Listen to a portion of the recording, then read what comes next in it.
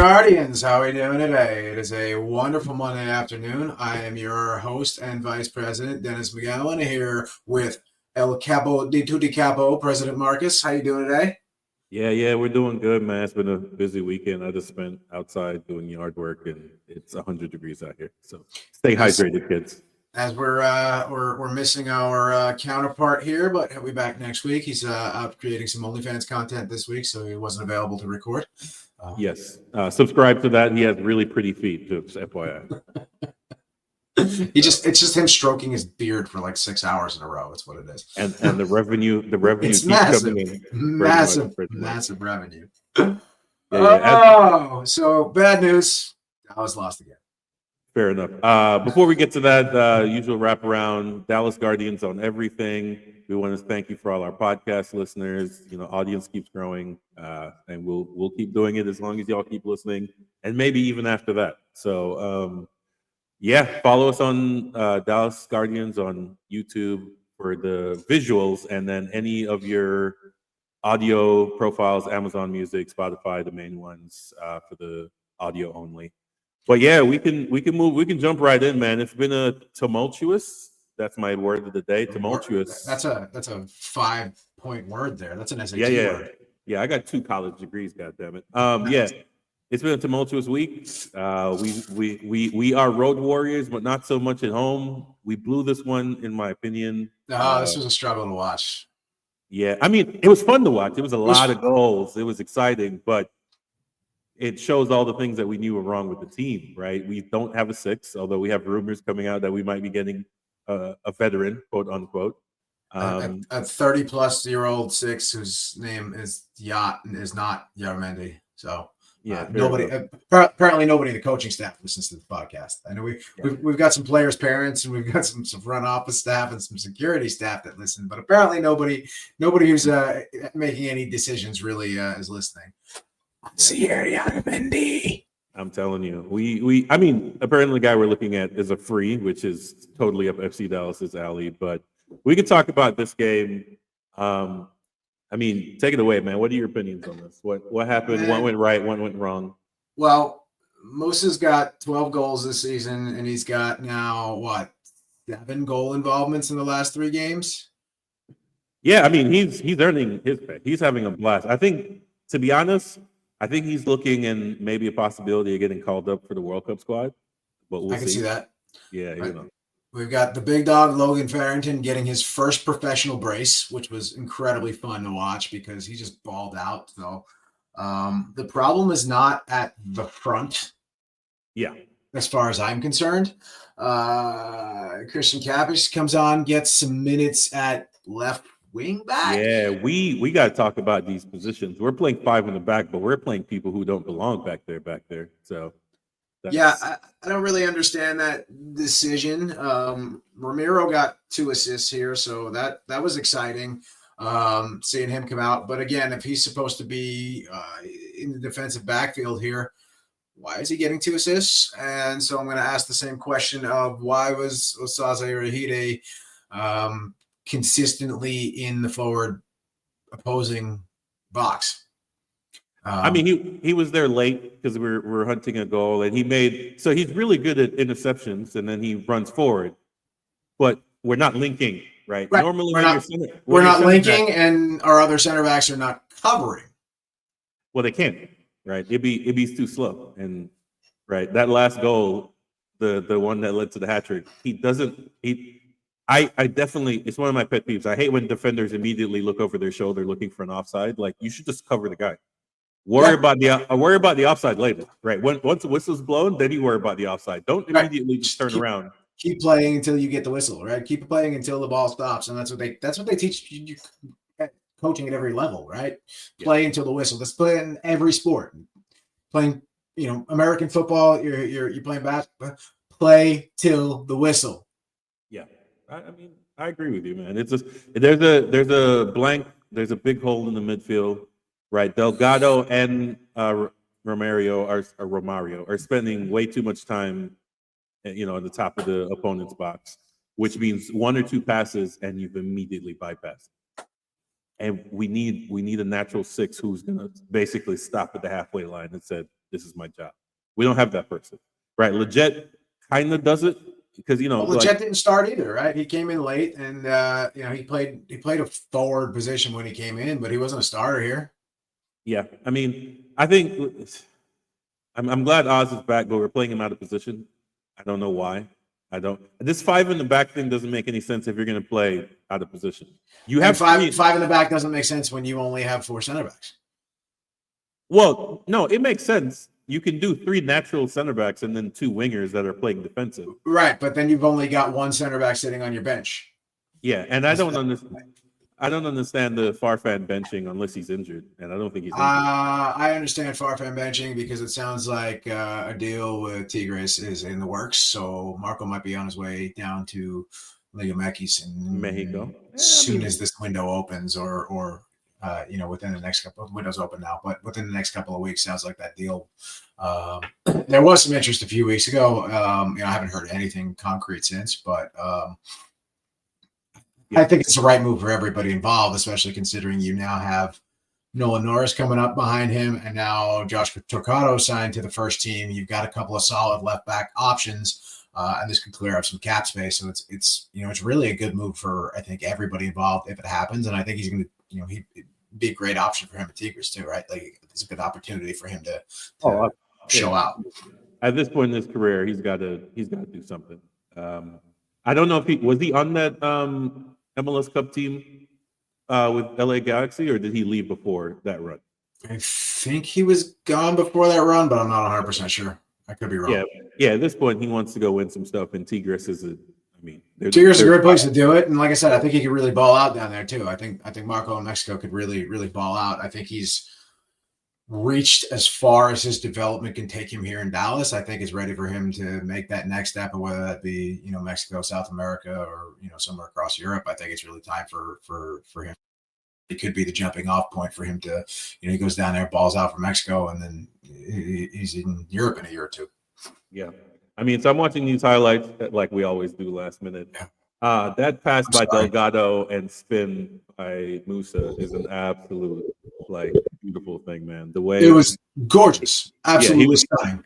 He was off balance. He turned his body and then bang. And then I'm not gonna lie, I think both of those Farrington goals were offside, but we're just gonna ignore that. Who cares? Goals are goals.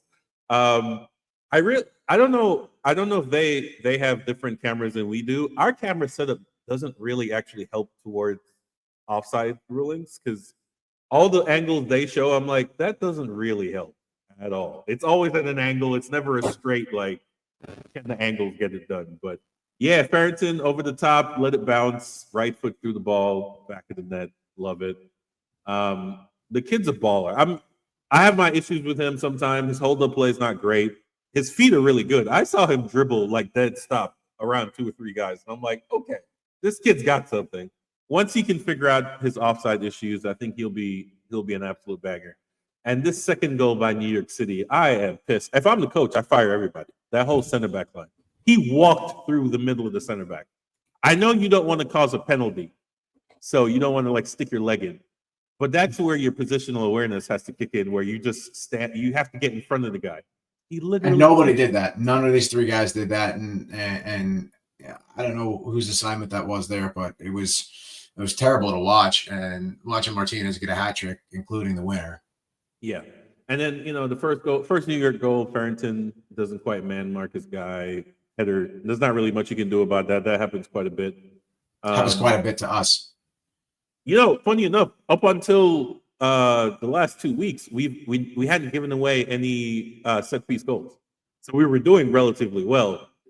And then, I don't know what happened. So, although that's not really anything to congratulate yourself if you're giving all our goals are in the run of play. I'm like, I guess that's good. I guess I don't no set piece goals, but they're just walking through us. I guess that's something. Yeah, man, and so elephant in the room, right? Is I got into it kind of with someone on Reddit. They're like, Lucho is the black hole in the team, and I'm like, he's not really the reason we're losing. So I'd fix 2 or 3 things before I get to that particular headache. So I don't think Lucho is the reason we're losing, but I also think Lucho is a good chunk of the reason why we're not winning. Yeah. And I think it has to do with and we've talked about this before, but I think it's a lot of square peg, round hole stuff here, right? This team was built for what Quill was trying to do. Quill was trying to rebuild the team here. You know, they went over to Spain or Portugal, wherever they were at the beginning.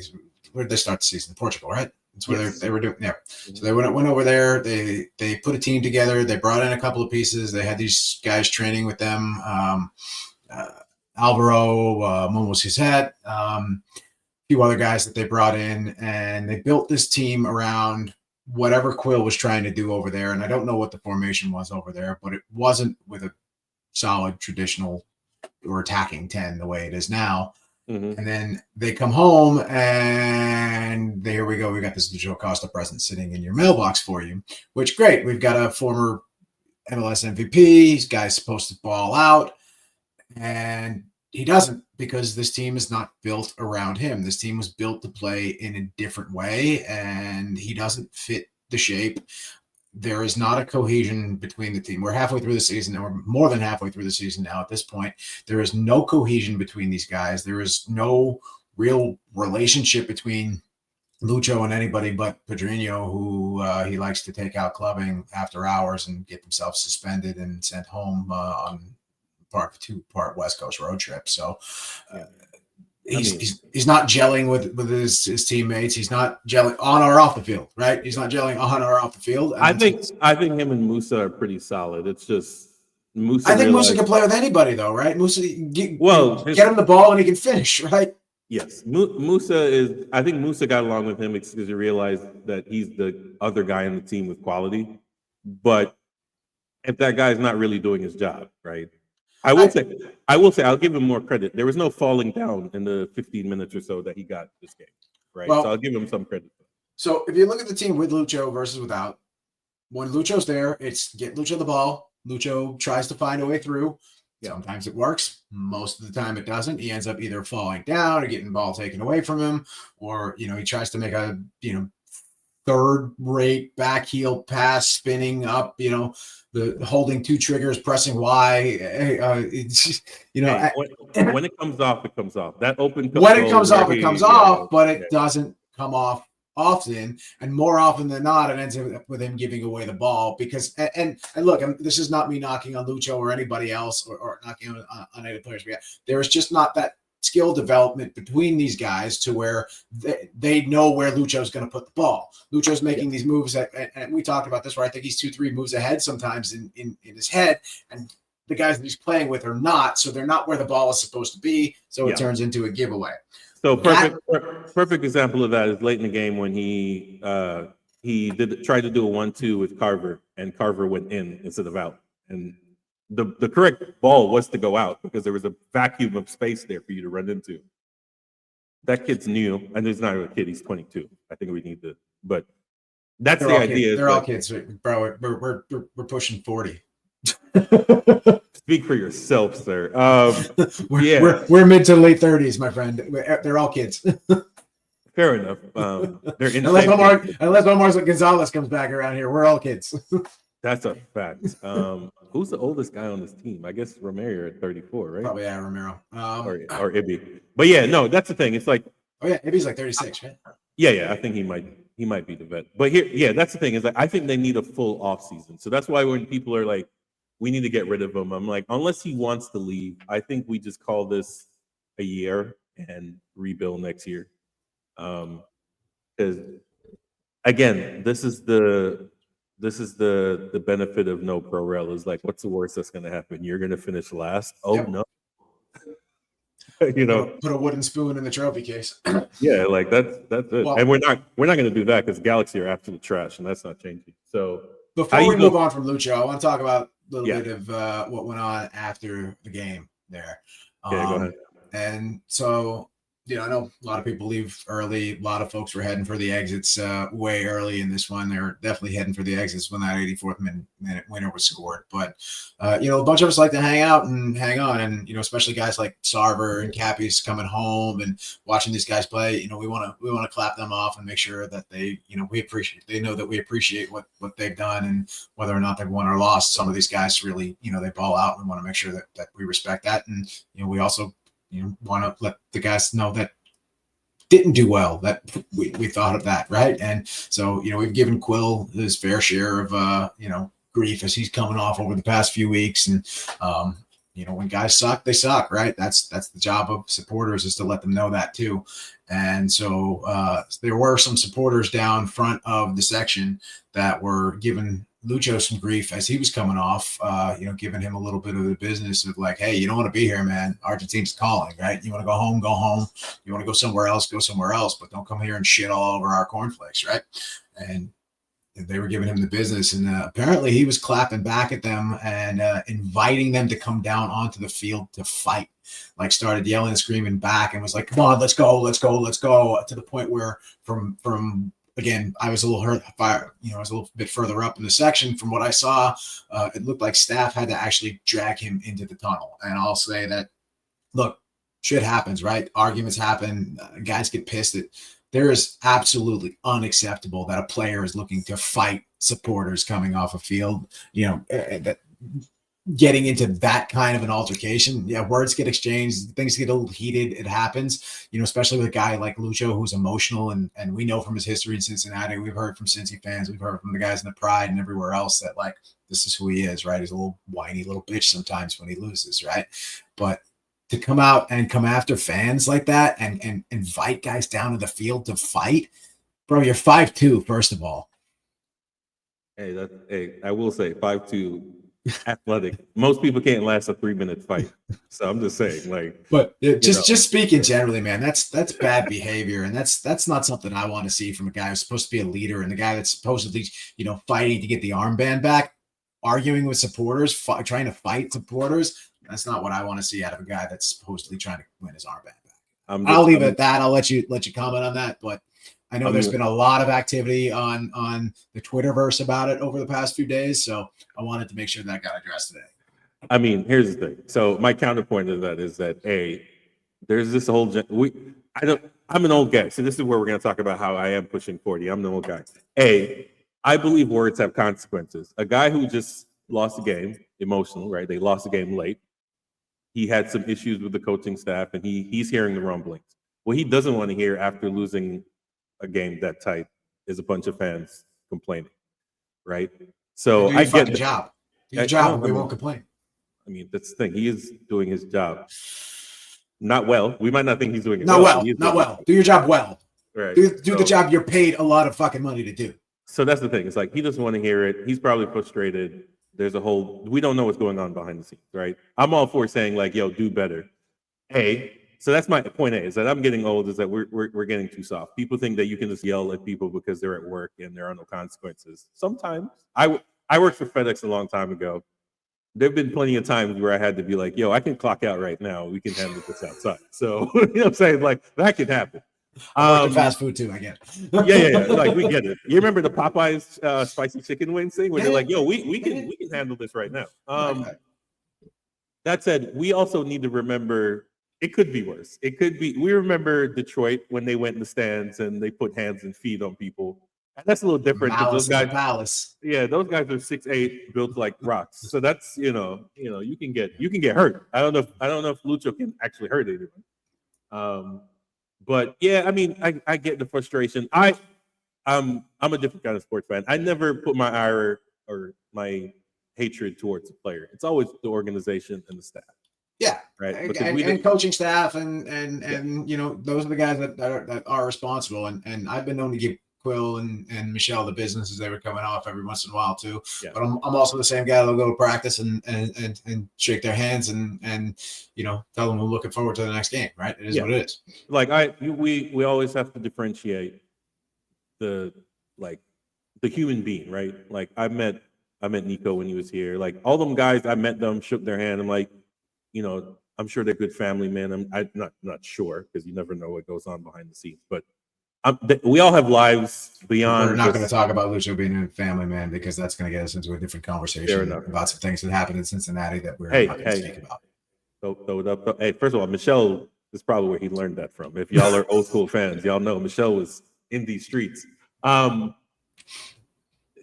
boy, I'm telling you, to be athletic and rich, and that's great. Especially when you're not that famous, but you're still rich. That's the way to do it.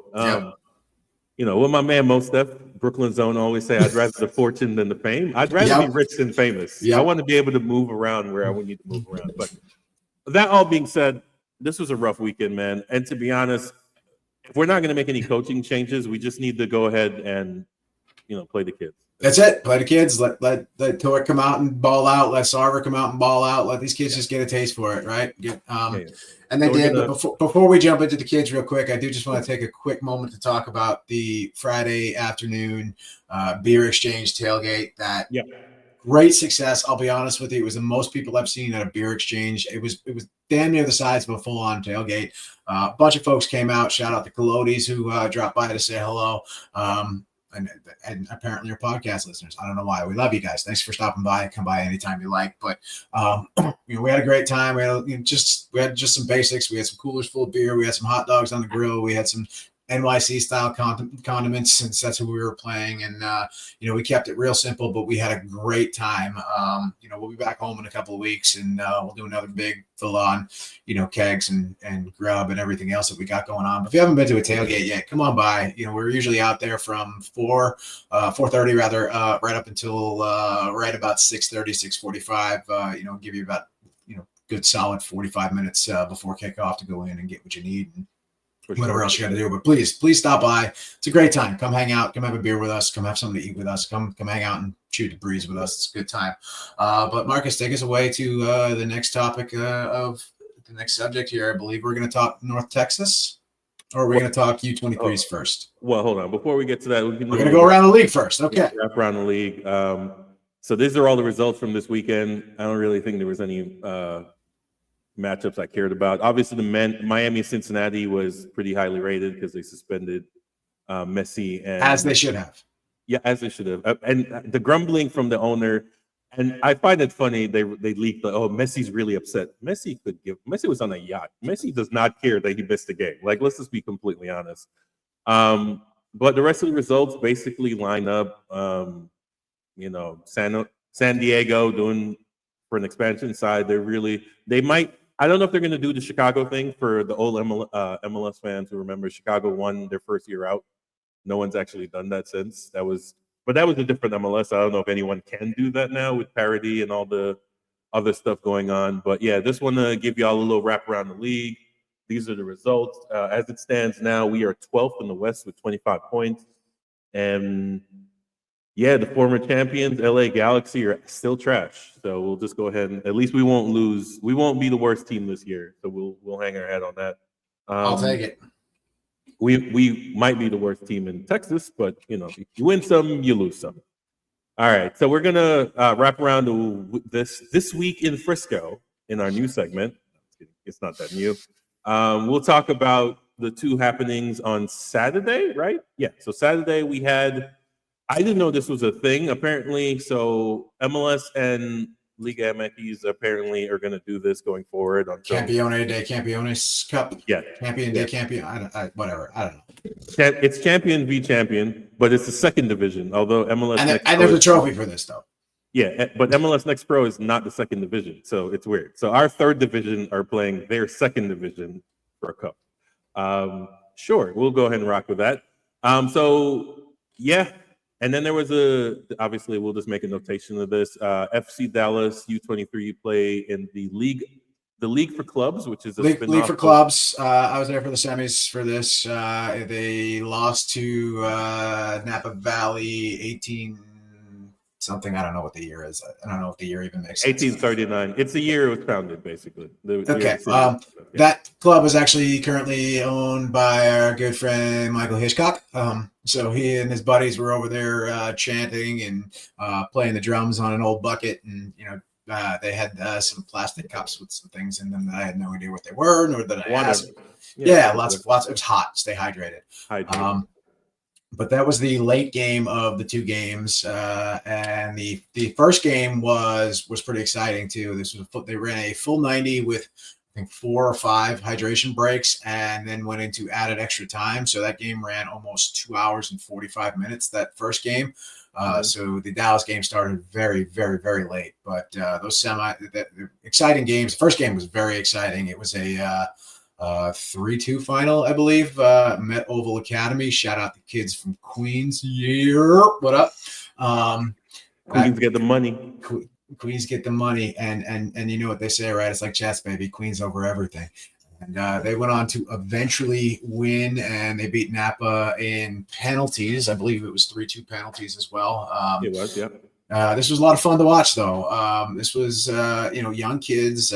While this is a U23 league, they are a lot of 18, 19, 20-year-old kids, especially this time of year, because these are kids that have started to go back to college and all their stuff that's going on. So none of these teams are really playing with a full roster, but they balled out, and it was a lot of fun to watch. So if you're near one of these next season, whether it be regular game or playoff or part of this bracket or something else, check it out. It was all free. It was at Toyota Soccer Center out on the Field 4, which is the grass field out there, and so it's hot, but it was a good time. No, for sure. Didn't make it to any of those, unfortunately. Weekdays are not great for me, but I heard the turnout was pretty good. The League for Clubs, again, is a thing. I don't know why it exists, but I'm glad, anything that gives these kids, I mean, again, I use the word kids loosely, opportunity to play. These were definitely kids, man. These are young kids that were playing, man. This was like I said, 18, 19 was like the average age of this team, it looked like. For sure.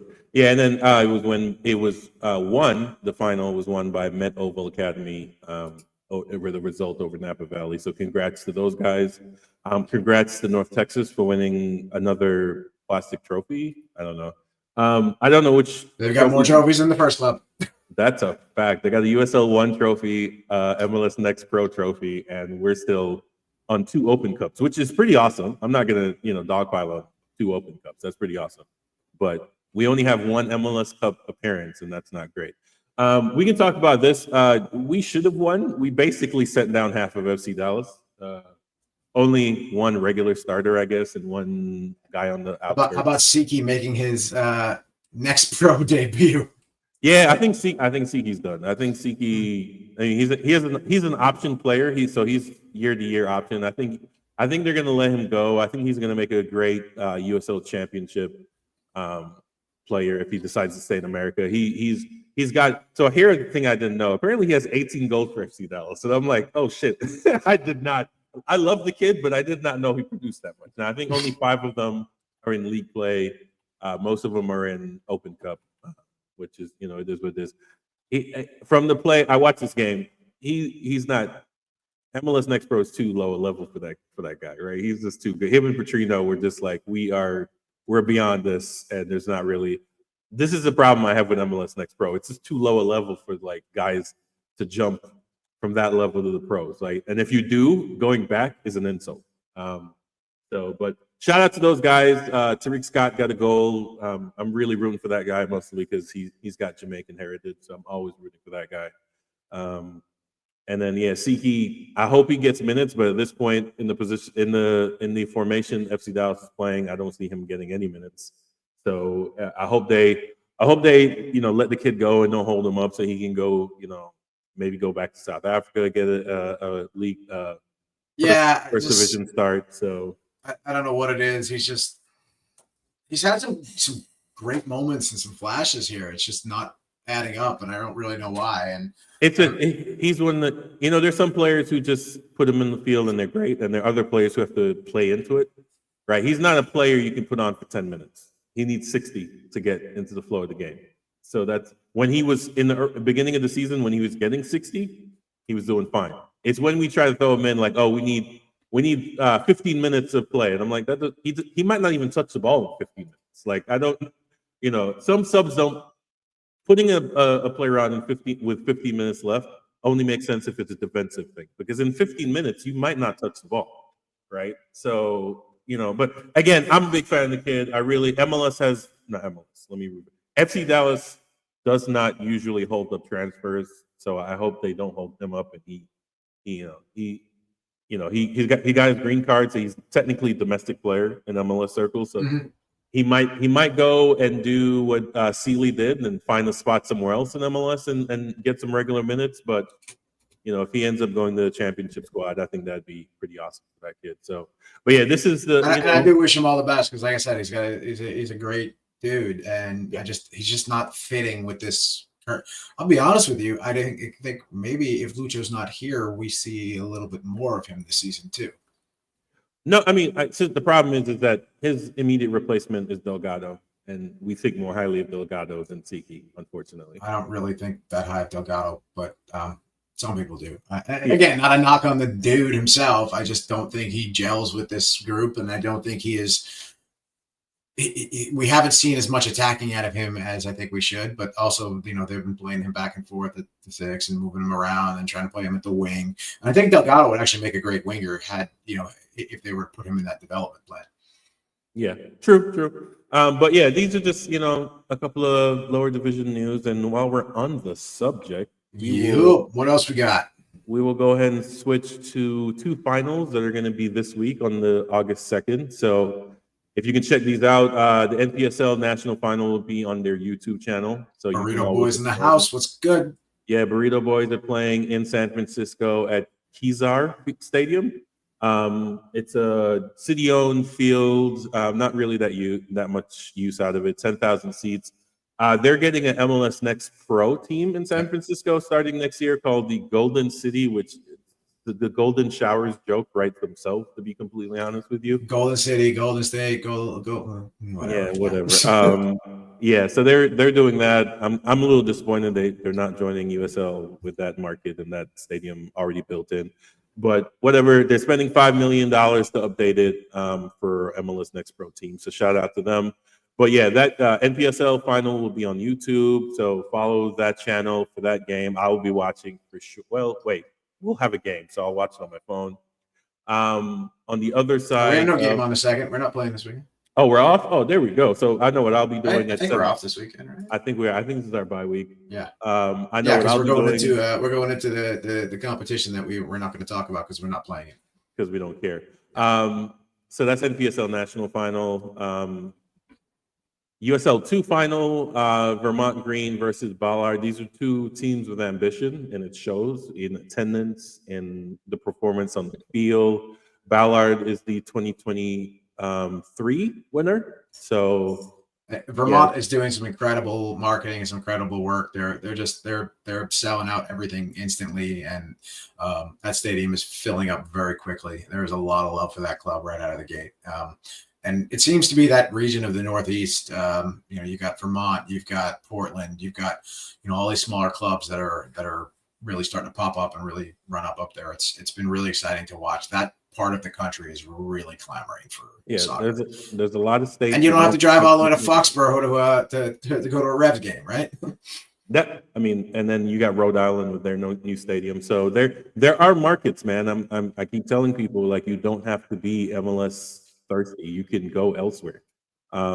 Unfortunately, on a side note, you have teams like Cleveland and Connecticut who are doing MLS Next Pro teams because they have dreams of maybe getting an MLS team. I can tell you Cleveland, maybe. Connecticut, you are never getting an MLS team. I can tell you that right now. So good luck with that. But either way, this weekend, Saturday, 7 p.m.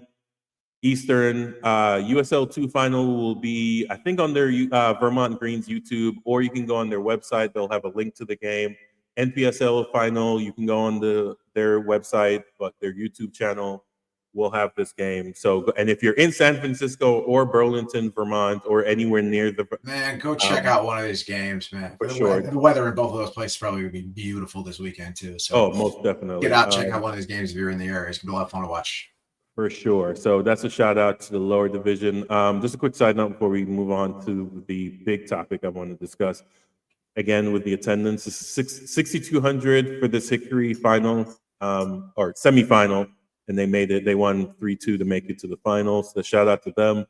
Again, I don't even know what city this is. I think it's in California. But there are. This is just me highlighting that there are markets that we can get, professionally run, if not professional soccer in. And then shout out to the newest member of the Super League. They just announced that they got 6,000 season tickets, which is, I think, double what the average was last year. And I love this Super League, but we've got to expand beyond Florida, please. That's true. I mean, we need some teams outside of Florida coming into this league, please. No doubt.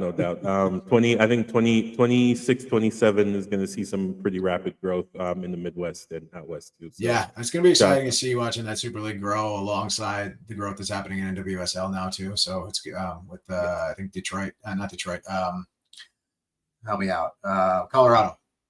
Yeah, no, Denver. Yes, Denver. The Denver Summits. They just announced their name, which apparently the Summits was already a futsal or no frisbee, professional frisbee team.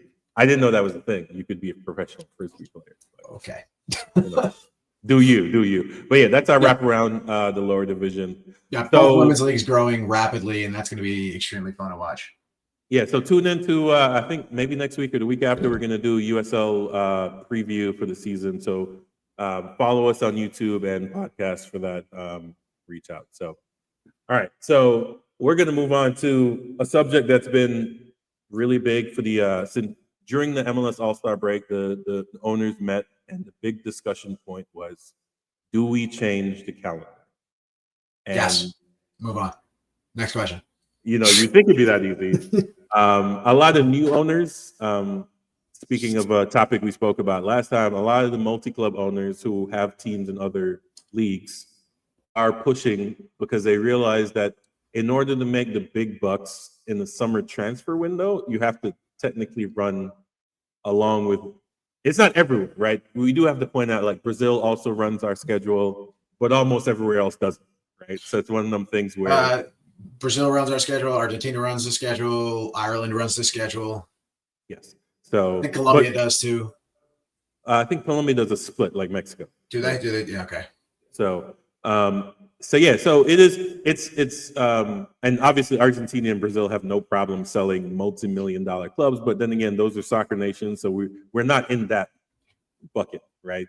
I always say that we should technically be following the J League model, which we're not doing, but it's neither. Well, they're on the schedule too, aren't they? Or did they switch back?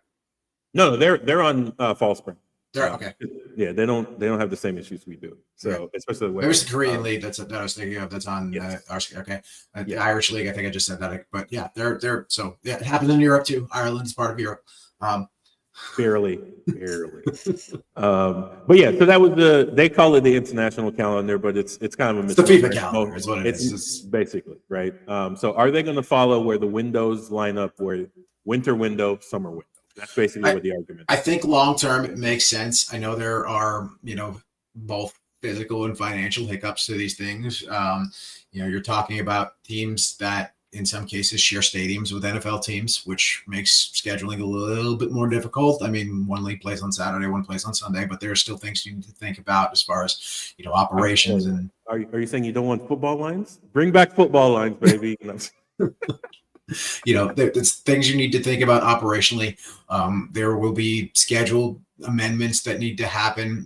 Nobody's going to want to play in Minnesota in late January, early February, but there are ways around all of that stuff, right? It's like FC Dallas next season is going to be on the road for the back half of 2026 after the World Cup break to allow us time to finish the stadium, right? So these things can happen. It takes work, but I do think for the long-term success of the sport, it makes the most sense so that you are not butting up against college football and the NFL and all these other things that are happening when you're having your playoffs, and your playoffs are only up against other soccer playoffs and some baseball.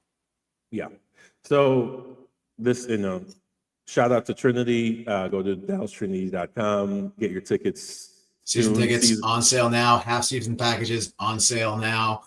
There are game plans where you can buy, I think it's a rent, you can choose the 8 games you want to go to and things like that. So if you don't have tickets to the Trinity and you live in Dallas, you're in the Metroplex, go get a ticket to one of these games. It's a lot of fun. Yeah. So the reason I shot that out. So I want to give a couple of examples about why the big hiccup everyone uses as an excuse is weather. As it stands, only 3 teams use venues that they don't control. So Charlotte, Seattle, and San Diego. If I'm not, am I missing anyone? I think Are we that's right. counting Dallas as controlling the stadium? Yes, we control our. Okay. Okay. But yeah, I That's think debatable, but okay.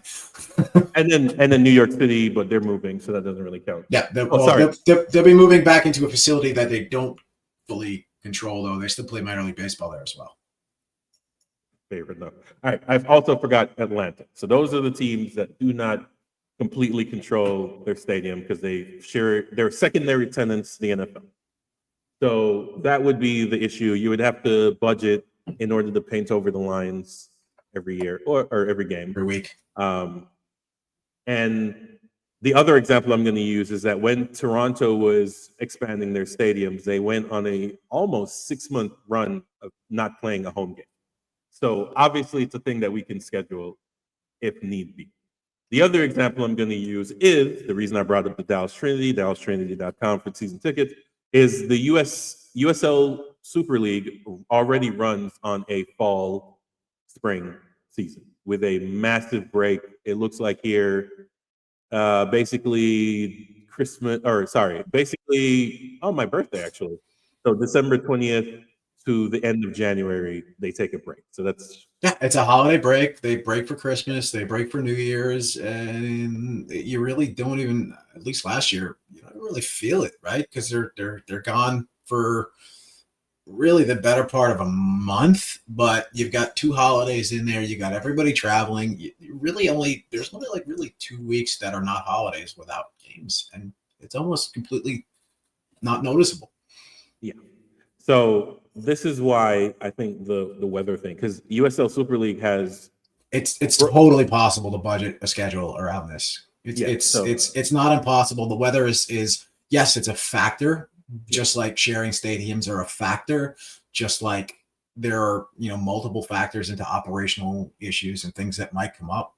But to say that it's impossible, it should never be done, is a dumb argument. And, it's one thing to say that this might cost too much money or that might be too expensive, but this is clearly possible to do because the USL's made a case here that it's doable and they're going to do it again this upcoming season and should be successful as well.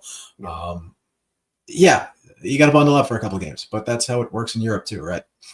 That's how it works in the rest of the world. But we're already bundling up for games in February here, right? So you start in February where it's cold, and you end in December where it's cold. But somehow you can't play a couple of games in December, take a break, and then play a couple of games in January.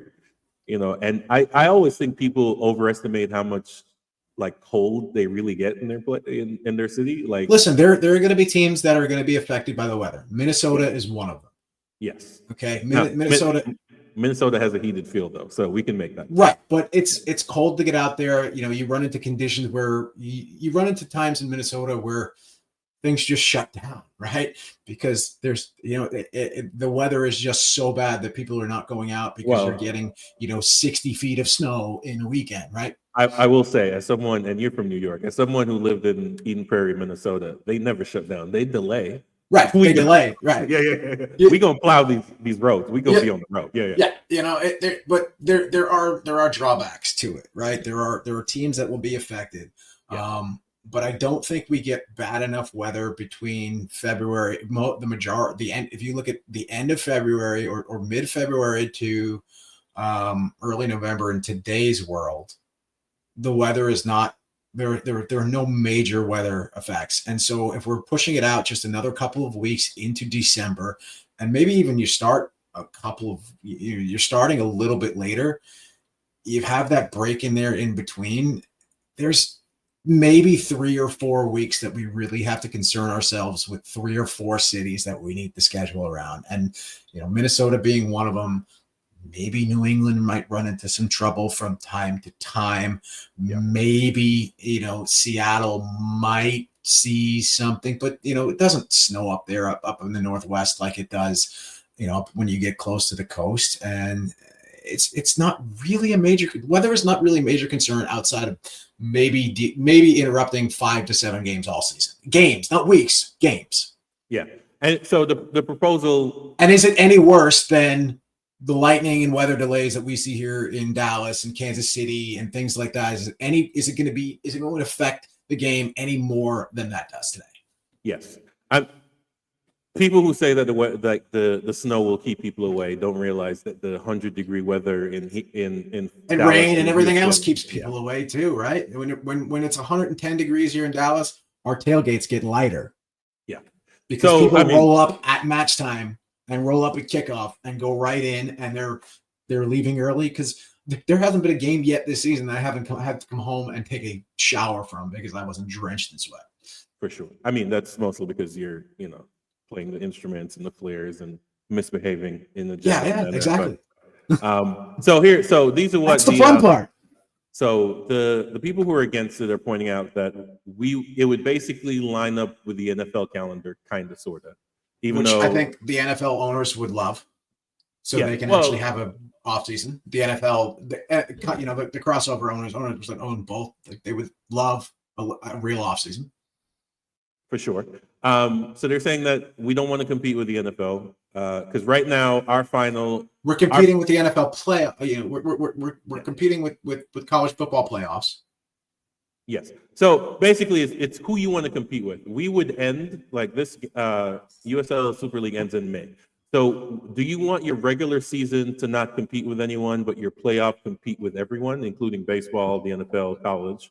Or do you want your regular season to compete and then your playoffs don't compete with it? I personally think playoffs is where you get viewership. So I would definitely want to clear the space for my playoffs. I usually love to take the opposite side here and argue with you and play devil's advocate, but I agree with you 100% here. I think this, for the long-term growth of the league, this needs to happen.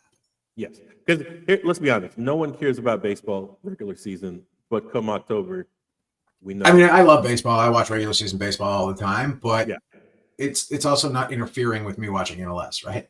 Yes. Yeah. So so I will say there was a proposal. We'll wrap this up right quick. The proposal that I saw was what they could do is flip the calendar and take a basically 2-month-ish break, not quite 2 months, like a month and a half, and then slot Leagues Cup in the middle where you played in the southern part of the country and in Mexico. Who knew you could actually do that? Imagine that. Play them all at neutral sites, real neutral sites. Yes. As opposed to fake neutral sites like we do today. Yeah. So that would legitimacy around that competition. Yeah. So that would basically fill the teams down. Yeah. So that would say that was the argument, is that we would basically fill the dead space, because I think that's really what they're worried about. They don't want a break in the middle of the season and then people stop caring. So you would fill that space. Do another Messi documentary. It's fine. I mean, he's gone after next year. Well, I think so anyway. But yeah, so Paul documentary. Facts. But yeah, so that was just our opinion on a really hot topic, is whether or not we should change the calendar. And I think both of us, I think Hubert might even agree, is that both of us say that we will. I think if they were going to do it, they should have done it for the World Cup, but they've already said they're not doing it until very early 27. Because I think it would have worked where you would have taken a long break for World Cup and then started the season in, so my proposal when I found out that we were getting the World Cup is that you would end the season, you would end this season, 25 in December. Then you would move Leagues Cup to next, basically March. Your Leagues Cup and your preseason start it in like March or April, run that right up to the World Cup, do your World Cup, and then start the season. That would have been absolutely brilliant. You wouldn't have missed a beat. But again, they don't listen to us. Only a couple of really crazy people, especially this late in the pod, do. Yeah, if you've made it this far, God bless. But yeah, that was just our opinion. That was a really hot topic, and I wanted to, catch our thoughts on it. Leave your comments in the comment section. Let us know what you think about it. But yeah, I think that's mostly it. We just want to let y'all know there is no game this week. So we'll be back next week with a little bit more lower league stuff, and we'll talk about what's going on around MLS, and we'll look forward to our next tailgate and our next home game versus Portland on the 9th. So we'll take a little bit of a reprieve here. But But also, while this is happening, it looks like the Mueller to Vancouver deal is being finalized as we speak. So that's going to be interesting to watch. Although that funny aside, they were like, the news reports are MLS is stepping in to mediate. MLS is the one negotiating. How can you mediate against yourself? No. Let me talk to myself. Self. First of all, yeah. It's what that's Self. one of the dumbest You need things. to start acting better. We need to get rid of discovery rights, or what? That's a Discovery dumbest rights. thing. Yeah, it needs to go. It's a dumb concept. It's a dumb concept for players outside of like 19-year-olds. Like once you turn 20, you should no longer have discovery rights. Well, no, you should have discovery rights for people in your academy, maybe, but for players who've never played here. Cap it at 20 years old. It's easy. You discover a player, he's 19, 20, he's 18, 19 years old, great. You get discovery rights on him. After 20 years old, that's it. The rights expire. Move on. Yeah. So again, that's just one of the silly things about single entity. What people are like, no, it's really good for the game, and I'm like, they need to abolish these territories and get rid of that all this garbage old stuff from what. Granted, this stuff was put in to make the league what it is today, and we've got here. But now it's time to take the training wheels off. What? No, I want my training wheels forever. But yeah, man, it's we look forward to seeing you guys on the 9th. This weekend, like we already said, I'll put it back up for you guys right here. This is your weekend plans right here. Find the YouTube channel. Support these guys if you're in those markets. But yeah, we look for, we love you guys. We really appreciate you guys listening. Shout out to Hubert. We joked earlier, but life gets in the way of the spot sometimes. Shout out to him. Hopefully everything works out. Shout out to another one of our members who are going through some issues, and this is more than just soccer. This is more than this tailgate. Bigger family. Yeah, this is a family. With all this dysfunction, we do help out where we can. So they know who they are, and we hope things get better. We'll keep thoughts and prayers on everyone involved, and yeah, we look forward to seeing y'all next time. And yeah, like, share, and subscribe to this video. And Dennis, go ahead and send us out. At Dallas Guardians on Twitter, on Facebook, on Threads, on Instagram, on YouTube, Dallas Beer Guardian or DallasGuardians.com. You know where to find us at the tailgates, Red Lot, Toyota Stadium. Come find us, Guardian Dallas.